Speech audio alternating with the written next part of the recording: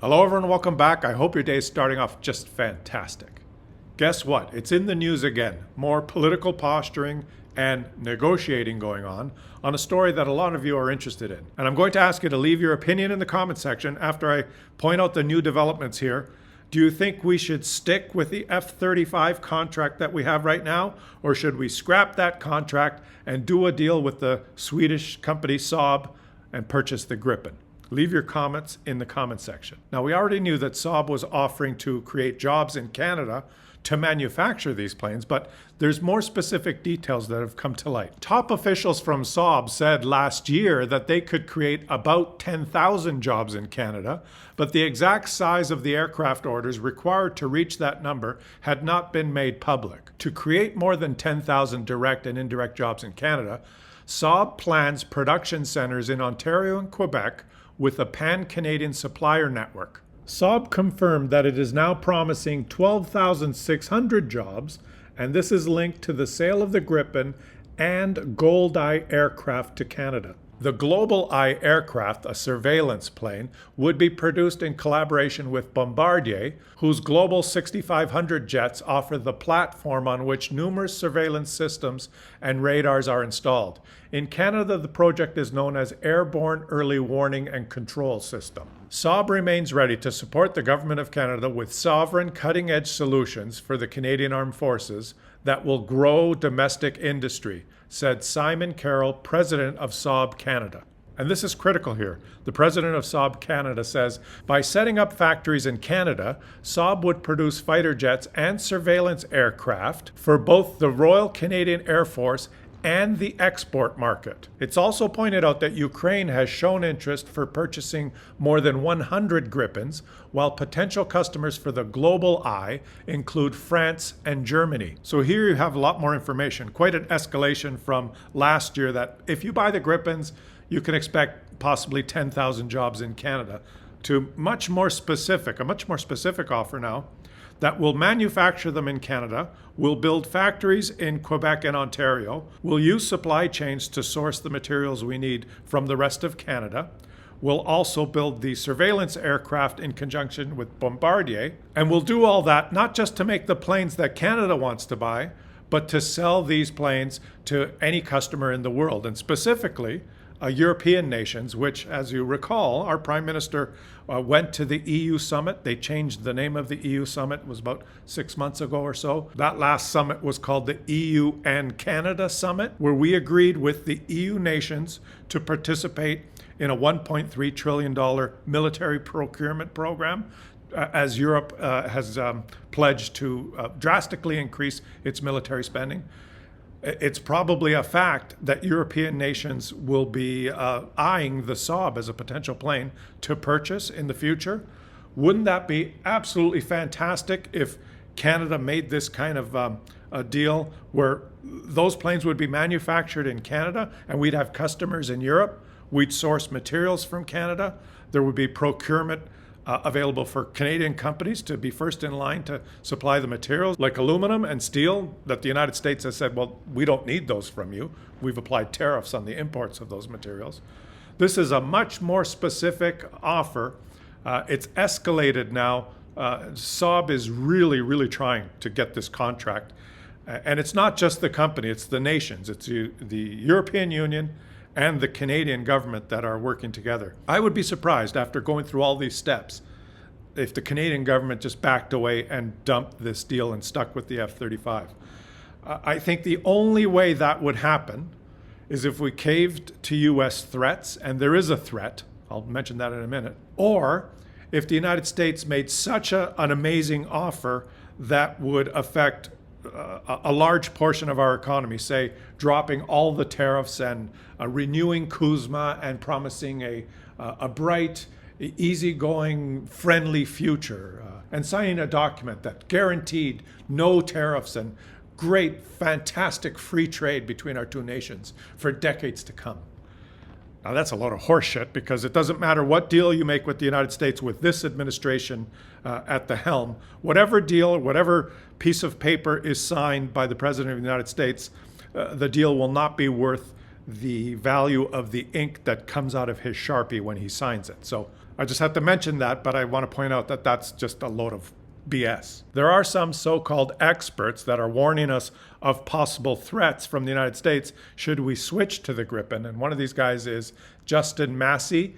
He's the head of the Department of Political Science at the University of Quebec. He added that there is no guarantee the Americans would agree to integrate Swedish-made Gripens into NORAD's defense systems. He said, if all of this is just to have a fleet of 16 F-35s, we've already committed to 16, it's completely pointless from a military point of view. Well, I would retort that what seems completely pointless from a military point of view is to lock yourself into a product completely controlled from the one country that is the most hostile country towards you in the whole world. When we have allies, the EU, who is moving in the opposite direction. And what's wrong with Canada being more connected with the European Union? Especially when we know that demand for this plane from the EU will be high, as more and more EU nations will just simply reject procuring their military hardware from the United States. Minister Melanie Joly, pictured here, she is the Minister of Industry and Minister responsible for Canada Economic Development for Quebec. She made these comments recently to CBC News. The government is interested in all major projects that can not only protect Canada's security and sovereignty, but also create jobs across the country. She went on to say, we certainly can't control the President of the United States, but we can control our defense investments, who we award contracts to, and how we are ultimately able to create jobs in Canada. So we're going to focus on that. And that's one of the most specific, direct comments she's made on this file. You put all of this information together and it really sounds and looks like Canada is ready to ditch the F-35 contract and make a deal with Saab. But let me point out that there's always political posturing. There's always companies posturing, trying to advertise themselves. This is all done in the court of public opinion. But there's a lot of things that are probably going on behind the scenes. And one of the big things is what the United States has done recently, escalating this threat to Canada when the president said, well, the CUSMA USMCA agreement is really, it's no big deal. He doesn't really care about it. It's irrelevant. The Supreme Court decision that's going to come down on whether tariffs that are imposed on sectors in Canada are legal or not, that ruling will have a big impact on whether the U.S. escalates their tariffs on Canada. And I've made a video just recently pointing that out, that the Supreme Court is just as likely to rule that the tariffs are legitimate than that they're illegal. And if they rule that they're legitimate, and the President of the United States has already said that the CUSMA agreement is irrelevant, he could just take the step that, well, the Supreme Court is behind me now. This agreement that we have with Canada and Mexico is irrelevant. It doesn't mean anything. I can just disregard it and start applying tariffs to other sectors. So I don't expect that the Canadian government is going to make a decision immediately and award the contract to Saab, because I think this is such a big negotiating thing that they have in their hip pocket, that depending on which direction what happens over the next number of months, this could be the top card that Canada can play in any negotiation. Now, I don't like this, okay? I'm pointing out what I think is happening. I do not like that. I would rather us just grow some balls and choose our path as a sovereign, independent nation. Everything is pointing to the fact that the right decision is to distance ourselves from the United States, diversify with other like-minded friendly nations like the EU, and make our own decisions, and let's get going. Right? Let's not pussyfoot around and just kick the can down the road for months and months and months. I believe what's going to happen is we're going to kick this can down the road for months and months and months until the midterms. Right? I don't believe that there will be any decision made until, I believe the midterms are in November of this year. And the government's just going to wait and see how much power will the President of the United States have after those midterms. Will Americans completely reject that man and neuter his power?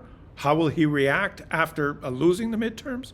Or will will there be midterms? Will the Republicans win in a landslide and power will increase? Those are all questions that we don't have the answer to. You may believe or hope for a certain outcome, but we really don't know what's going to happen. And I think our government is just posturing and waiting to see what happens. Saab is upping the ante by making specific promises. The deal looks really good now.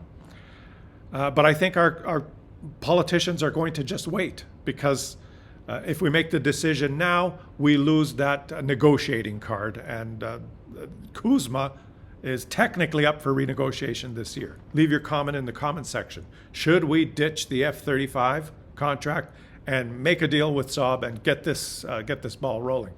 There's been some polling done. According to an ECO survey released last month, 43% of Canadians want the federal government to acquire a fleet of Gripen fighters to replace the CF-18s, ditching the F-35s completely. 29% are in favor of a mixed fleet of Gripens and the American F-35s. So that would be to keep the 18 F-35s that we've already ordered. The option of a single fleet of F-35s was the least popular choice in the survey, at 13% support. And just to point out how these opinions differ across the nation, Quebec and British Columbia are the two provinces where purchasing a fleet solely of F-35s is the least popular option, 9%, while the option is most popular in Atlantic provinces, 16%, and Alberta, 18%. Even in the most conservative province, in solid blue Alberta, where a subset of those conservative voters want to separate from Canada and become part of the United States, even in that province, the option of purchasing a full fleet of just F-35s only has 18% support. So in my mind, I think there's only one logical decision the government can make. But as I've said, I think they'll take their time doing it. And I don't like that. I think we need to stand up and make an independent choice. Firmly choose our path and let's get going. Let me know what you think in the comment section. Thanks for watching my video. Subscribe to the channel if you're enjoying the content.